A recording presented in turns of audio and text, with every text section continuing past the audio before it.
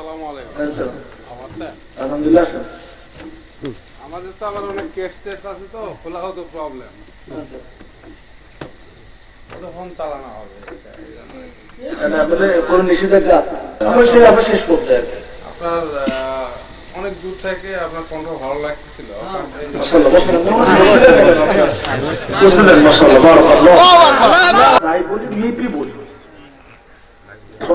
বাইরে আমরা কোনো কথা বলি না। দেখেন প্রিয় ভাইরা আমার, আপনারা আমাদেরকে যাই বলেন,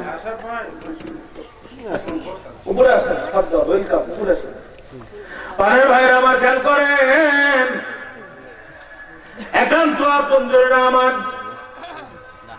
সম্মানিত বন্ধুরা, কথা আমি বলি নাই। নমরুদের ডাক্তার ডাক দিয়ে বলে, খোদা, যেই রোগ আপনার কলিজার মধ্যে ঢুকেছে, এই রোগের ট্রিটমেন্ট জুতা ছাড়া হয় না। এখন আপনার যদি গ্যাস্ট্রিক হয় তাহলে ডাক্তারের কাছে যাবেন, আপনার যদি গ্যাস্ট্রিক হয় ডাক্তারের কাছে যাবেন কি যাবেন না? নমরুদ ডাক্তারকে ডাকছে, ডাক্তারের নাকের মধ্যে ঢুকছে ল্যাংড়া মশা। বলেন তো দেখি এই মশা ঢুকাইছে কি? আরো জোরে বলেন, আরো জোরে কম। মশা ঢুকাইছে আল্লাহ। নমরুদ বলে, ডাক্তার রে, তাড়াতাড়ি করে কামড়টা বন্ধ কর। ডাক্তার নাপা দিল, সার্জেন দিল, এজিথ্রোমাইসিন গ্রুপের অ্যান্টিবায়োটিক দিল। তখন নাপা ছিল না, অন্য মেডিসিন ছিল। আমি বর্তমান অনুযায়ী বললাম, কিন্তু ল্যাংড়া মশার কথা কামড় বন্ধ হয় না। মশা কয়, আল্লাহ তুমি যে আমার একটা পা দাও নাই, কিন্তু আজকে আমি দায়িত্ব পালন করে প্রমাণ করব আমিও দুই পালা দেশে কোনো অংশে কম না। দেখবেন বাজারে যারা আমরা রোড অ্যাক্সিডেন্ট করি সব দুই চোখালা মানুষ, জিন্দেগি তো কোনো কানা মানুষ অ্যাক্সিডেন্ট করে না। দুটো চোখ নাই, প্লাস্টিকের একটা লাঠি দিয়া গোটা বগুড়া শহর 7 মাথা 3 মাথা মাটি টালি মোড় সব করে কোনদিন বাইসাইকেলের সাথে অ্যাক্সিডেন্ট করে না। যত অ্যাক্সিডেন্ট করে চোখলা মানুষেরা। ল্যাংড়া মশা কয়, আল্লাহ তুমি আমার দুইটা পাও যাও নাই, আফসোস নাই, আজকে আমি দায়িত্ব পালন করে তোমার এই একবার শুকরিয়া আদায় করতে চাই। তো হাত কে দিয়েছেন, পা কে দিয়েছেন? এই হাতের মালিক আমরা না, পায়ের মালিক আমরা না। আমরা হলাম এর কেয়ারটেকার, এইটা রক্ষণাবেক্ষণ করার দায়িত্ব আমাদের। আমরা যদি মালিক হতাম, মন্ত্রী, এমপি, মিনিস্টার, চেয়ারম্যান, ক্ষমতার অভাব নাই। এসপি সাহেবকে যা বলেন তাই শোনে, ডিসি সাহেবকে যা বলেন তাই শোনে। কিন্তু মন্ত্রীর কানের গোড়ায় গত ডিসেম্বর থেকে 2টা চুল পেকে গেছে। 5 স্টার মেয়েটি রং লাগানো ছাড়া কালো করার বুদ্ধি নাই। তাহলে বোঝা গেল চুলের মালিক আমরা না, হাতের মালিক আমরা না। আলিয়াউমা নাকতিমু আলা আফওয়াহিহিম ওয়া তুকাল্লিমুনা আইদিহিম ওয়া তাশহাদু আরজুলুহুম বিমা কানু ইয়াকসিবুন। এই হাত সেই দিন কথা বলবে, পা সেই দিন কথা বলবে। এই হাত দিয়ে অন্যায় ভাবে কারো একটা খাবার যদি বলেন, কিয়ামতের দিন আল্লাহ হাতের জবান খুলে দেবে। রেকর্ড সব আপনার সামনে যখন মুখ কথা বলবে, বান্দা যখন বলবে আল্লাহ মিথ্যা কথা বলি নাই, আল্লাহ কয় মুখ আটকায় দে, মুখের মধ্যে টিপ মেরে দেওয়া হবে, তালা লাগায় দেওয়া হবে। হাতের জবান আল্লাহ তাআলা খুলে দিবেন। হাত বলবে আল্লাহ এই করছে, এই করছে, এই করছে। পা বলবে আল্লাহ এই পা দিয়ে অন্য খেলাতি মারছে, এই পা দিয়া অপরাধ করছে, এই পা দিয়ে তোমার ইসলামের বিরুদ্ধে চলছে। নাক, কান, চোখ, এই যা মনে করতেছেন আপনার সবকিছু আপনার বিরুদ্ধে সাক্ষী দেবে কিয়ামতের দিন। প্রাণের ভাইরা, এইগুলো আল্লাহ তাআলা আপনাকে আমাকে নিয়ামত হিসাবে দিয়েছেন শুধুমাত্র আল্লাহর পক্ষে ব্যয় করার জন্য। খাইতে পারবেন, শুইতে পারবেন, ঘুমাইতে পারবেন, ব্যবসা বাণিজ্য সব করেন, সব করেন, সকাল থেকে রাত পর্যন্ত আপনার জন্য ইবাদত, আপনার জন্য ইবাদত, আপনার জন্য ইবাদত। ফজরের আযান দিল, মসজিদের মধ্যে চলে গেলেন। আহারে, উম্মতে মুহাম্মাদের জিন্দেগি সবচেয়ে ছোট। আল্লাহর নবী আফসোস করতেন, আল্লাহ গো, আমার উম্মতের ছোট্ট জিন্দেগির মধ্যে এত বড় কাজ কেমনে করবে? আল্লাহ ডাক দিয়ে হাবিবুল্লাহ, টেনশন করার দরকার নাই, সিস্টেম অবলম্বন করলে অল্পতেই বেশি পাওয়া যায়। যারা সিঁড়িতে উঠবে আর যারা লিফটে উঠবে, সময় কিন্তু লিফটে ওঠা আলাদের কম লাগবে, ঠিক না বেঠিক? আদম আলাইহিস সালাম, হাওয়া আলাইহিস সালাম, দুইজনকে শয়তান প্রতারণা করলো। একজনকে নামাই দিল বন্ধুপ্রতিম রাষ্ট্র শ্রীলঙ্কার জুদি পাহাড়ে, আর একজনকে নামাই দিল সৌদি আর জাজিরাতুল আরবের জেদ্দা নগরে। স্বামী স্ত্রী দুইজন দীর্ঘদিন কান্নার পরে আব্বা আদম আর আম্মা হাওয়া যখন তারা আরাফার ময়দানে মিলিত হলো, আব্বা আদম হাওয়াকে জড়ায় ধরে কলিজার মধ্যে চাপ দিয়ে ধরে আর বলে, হাওয়া রে, কতদিন পর পাইলাম তোরে। সারাটি রাত অপেক্ষা করলেন উম্মতে মুহাম্মাদীর জন্য। উকুফে আরাফা আল্লাহ পাক সেখানে অপেক্ষা করা হজের জন্য গুরুত্বপূর্ণ ইবাদত বন্দেগী দিলেন। খুশি হইয়া খানায় কাবা তারা চত্বরদের খানায় কাবা তওয়াফ করলেন।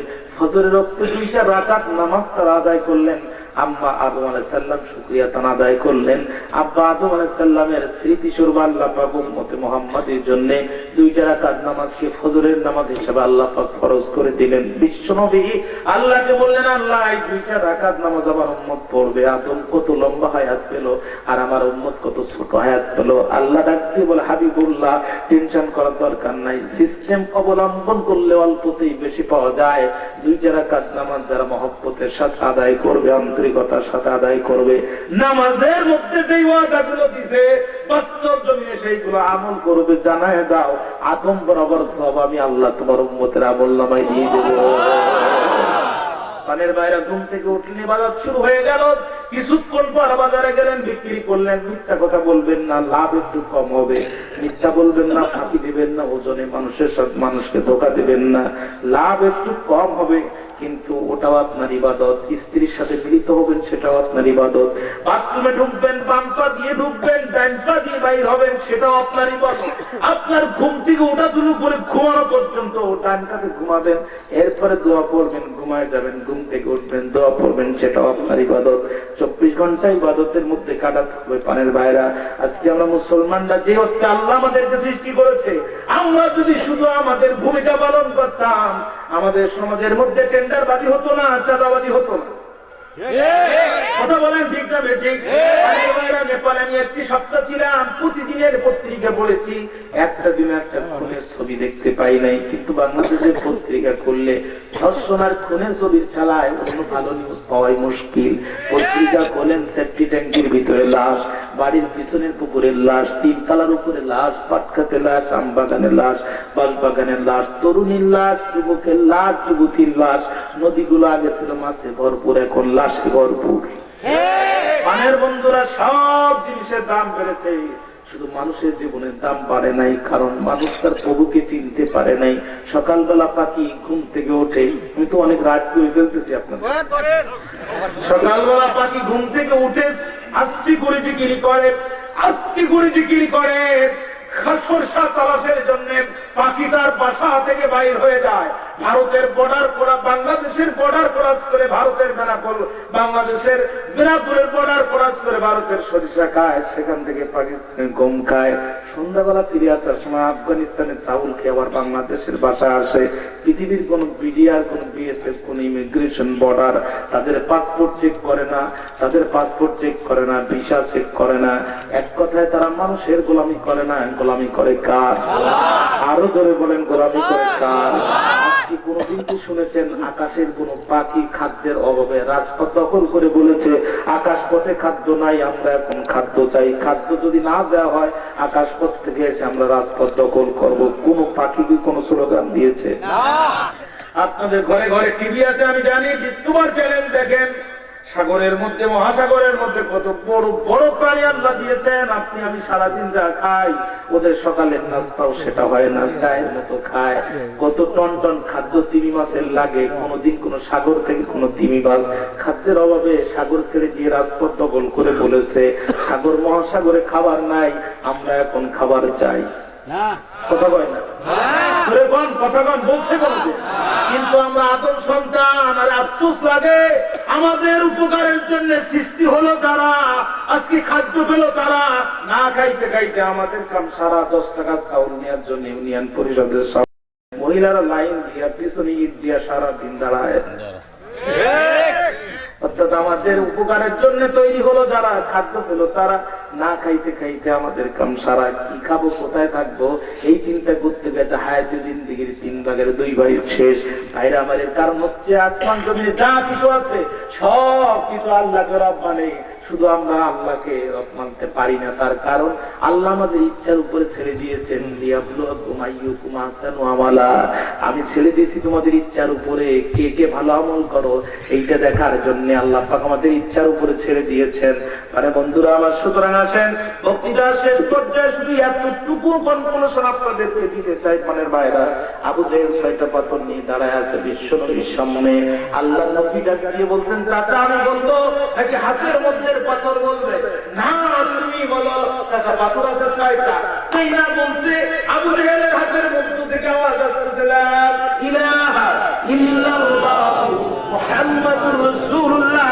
আবু জেহেল 6 পাথর সজোরে মাটির মধ্যে ছেড়ে ফেলে দেয়, বলে ভাতিজা এতদিন মনে করতাম তুমি সাধারণ জাদুকর, আজকে বুঝে গেছি তুমি ইন্টারন্যাশনাল জাদুকর।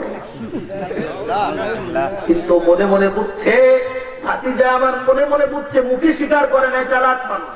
সিরাতের কিতাব পড়বেন, জীবনে বহু নোবেল পড়েছেন, বহু নাটক পড়েছেন, আল্লাহর নবীর জীবনের উপরে এক একটা বই কিনবেন, 5টা করে পাতা প্রতিদিন পড়বেন। যে নবী আপনাকে সাফায়াত করবে ওই নবীর জীবনী পড়বেন, জীবন আলোকিত হবে। তামাম জীবন সবকিছু বলেছেন, কোরআন হাদিস পড়েন নাই, নবীর জীবনী পড়েন নাই, আপনার জীবনটা তো পড়তে পারেন না। ভালো কথা, সিরাতের একটা কিতাব আসবেন, ইসলামী ফাউন্ডেশন ভালো ভালো সিরাতের কিতাব বাইর করেছে।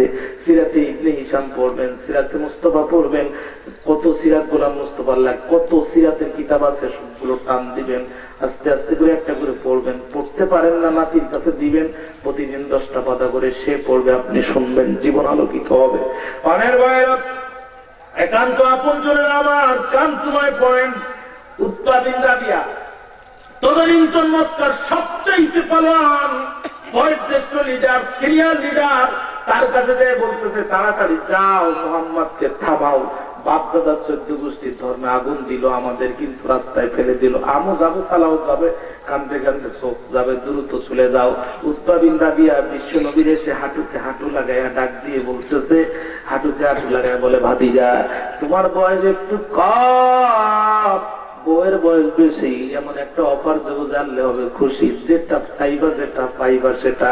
গোটা মক্কার সুন্দরী তরুণী ষোড়শী রূপবতী, যারে তোমার পছন্দ হয় আমরা তারে তোমাকে উপঢৌকন দিয়ে দেব, 1 নাম্বার।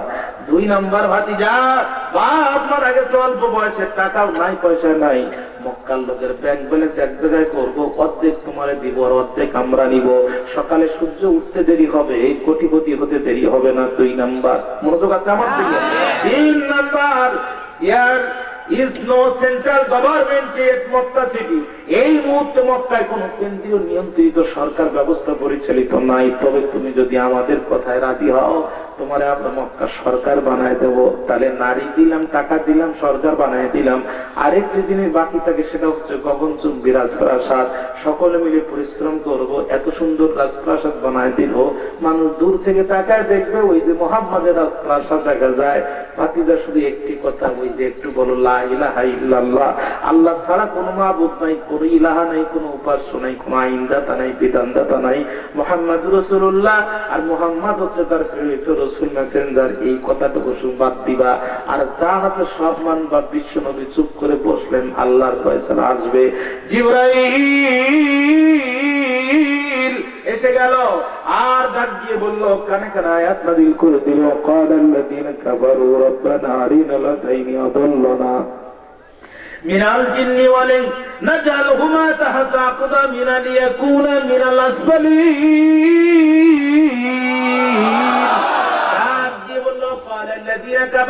কাফেররা বলে, তারা বলে কাফের কারা? এক কথায় কোরআন স্বীকার করে যারা কাফের। অনেকেই মনে করে হুজুর কাফের একটা গালি না, এটা একটা আরবি ভাষা। বিশ্বাস করে যারা ইমানদার তারা মুমিন, তারা অবিশ্বাস করে যারা কাফির তারা অবিশ্বাসী। তারা কাফেররা বলবে, সেই দিন কাফেররা বলবে আল্লাহ গো, অস্বীকারীরা বলবে আল্লাহ গো, জাহান্নামী তো হয়ে গেছি, কিন্তু আদাল্লাহ না, আমাদেরকে যারা পথভ্রষ্ট করেছে, জাহান্নামী করেছে, টাকা দিয়া, গম দিয়া, বুদ্ধি দিয়া যারা আমাদেরকে জাহান্নামের পথ দেখাইছে, ইসলামের পথের উপরে আবরণ লাগাইতেছে, নিয়ে আসো নেতা তাদেরকে ওদের গলার পরে পা দিয়ে আমি জান্নাতে যাই, আমি জাহান্নামে যাই। হতে পারে সেটা হুজুর, হতে পারে সেটা সামাজিক নেতৃবৃন্দ, যারা পথভ্রষ্ট করে জাহান্নামী বানাইছে। আমরা কর্মী, তোমার রবের কাছে আমরা আপত্তি জানাই, আমাদেরকে জাহান্নামে যাও, কোনো সমস্যা নাই, শুধু আমাদেরকে যারা গোমরা করলো তাদেরকে এনে দেন। আপনারা আমাকে বহু দূর থেকে দাওয়াত দিয়ে নিয়ে এসেছেন, আমি যদি এখন সত্য কথা না বলে কোরআন গোপন করি, কিয়ামতের দিন আপনারা আমার বিরুদ্ধে আল্লাহর কাছে মামলা দিবেন আর বলবেন, আল্লাহ গাড়ি খরচ দিয়েছিলাম, হাদিয়া দিয়েছিলাম, টাকা পয়সায় কমতি করি নাই, খাওয়া দাওয়া যত্ন সব করেছিলাম, হক কথা বলে নাই, জাহান্নামী হয়ে গেছি, আপত্তি নাই, হুজুর তারে দাও, পকেটে করে নিয়ে যাই। কথা বলতেছেন না কেন? আপনারা কি ঘুমাই গেছেন একদম? পানের বাইরে আবার সুতরাং হক কথা বলতে হবে।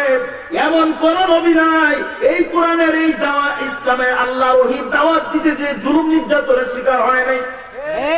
দুইজন নবী কেবল মার খায় নাই, আদম আলাইহিস সালাম আর দাউদ আলাইহিস সালামের ছেলে সুলাইমান আলাইহিস সালাম। আমি বহুবার বলেছি, আদম আলাইহিস সালামকে মারার মতো কোন বাপের বেটার জন্ম পৃথিবীর জমিনে হয় নাই। দুই নাম্বার মার খান নাই যিনি দাউদ আলাইহিস সালামের ছেলে সুলাইমান আলাইহিস সালাম, তিনি বাবা ছিল রাজা, ছেলেও রাজা, রাজার ছেলে রাজাকে কেউ কেউ মারে। দেখুন চেয়ারম্যানের ছেলে যখন রাস্তা দিয়ে যায়, ডিসকভার গাড়ি চালায়, পা দুইটা ফাঁক করে দেয়, হরেন দুইটা বাজায় দেয়, সিগন্যাল লাইট জ্বালায় দেয়, সামনে বিশাল বড় স্পিড ব্রেকার ব্রেক করতে চায় না, একটু দোলন দেয়, যদি এলাকার লোকজন তাকায় চেয়ারম্যানের ছেলে যায়। আমাদের আঞ্চলিক ভাষায় কয়, বাঁশের চেয়ে কুঞ্চি নাকি বেশি শক্ত হয়। দুইজন পয়গম্বর পৃথিবীর ইতিহাসে দাওয়াত দিয়েছে, মার খান নাই। একজন হচ্ছে আমার ফার্স্ট ফাদার, আমাদের আদি পিতা আদম আলাইহিস সালাম, আর দুই নাম্বার হচ্ছে দাউদ আলাইহিস সালামের ছেলে সুলাইমান আলাইহিস সালাম। বাকি সকল পয়গম্বর মার খেয়েছেন। নূহ আলাইহিস সালাম 950 বছর মার খেয়েছেন, বাধ্যে বদদুয়া দিয়েছেন। আল্লাহ পাক প্লাবন দিয়ে কওমে নূহকে একবারে ভাষায় দিয়েছেন, বিস্তারিত বক্তব্যে যাব না, শেষ করে দিচ্ছি। আর কর্মীরা সেই দিন আল্লাহর কাছে বক্তব্য দেবে, যারা আমাদেরকে পথভ্রষ্ট করেছে, এনে দাও, বলার পরে পা দিয়ে জাহান্নামে যায়। আল্লাহ কয়, এতটুকু পারবো না, তার নেতা হলাম কেন? আমি এতটুকু পারবো না, তার রব হলাম কেন? আল্লাহ এবার কর্মীদের সামনে এতদেরকে এক জায়গায় করে দেবে। নেতাজিরা সেই দিন কি বলবে? কর্মীরা সেই দিন ডাক দিয়ে বলবো, ও নেতাজি, দুনিয়াতে তোমাদের কথা শুনেছি, ইসলামের বিরুদ্ধে চলেছি, এখন তো জাহান্নামী হয়ে গেছি, বাঁচাও বাঁচাও। নেতাজিরা বলবে, আচ্ছা জিনা আম সাবারনা মা লানা মিন মাহিস। নেতাজিরা উত্তর দেবে, ব্যতিব্যস্ত হও আর ধৈর্য ধারণ করো, মালানা মিন মাহিস, কোনো লাভ হবে না, কারণ আজকে আমাদের হাতে আর ক্ষমতা নাই। লিল্লাহি ওয়াহিদুল কাহার, আজকে সব ক্ষমতা একমাত্র তার, বিশ্বজাহান যার। সুতরাং আমাদের সাথে এইগুলো আজকে আর করে কোনো লাভ হবে না। প্রাণের ভাইরা, আয়াত নাযিল হয়ে গেল, বিশ্ব নবী তেলাওয়াত করলেন, উতবা বিন রাবিয়া চলে গেলেন, আর বুঝতে পারলেন মুহাম্মদ খাঁটি নবী। টাকা দিয়ে, নারী দিয়ে, গাড়ি দিয়ে মুহাম্মদ আর তার উম্মতকে কোনোদিনও কেনা যাবে না। মুনাফিক কেনা সম্ভব হবে, ইমানদার কেনা সম্ভব না।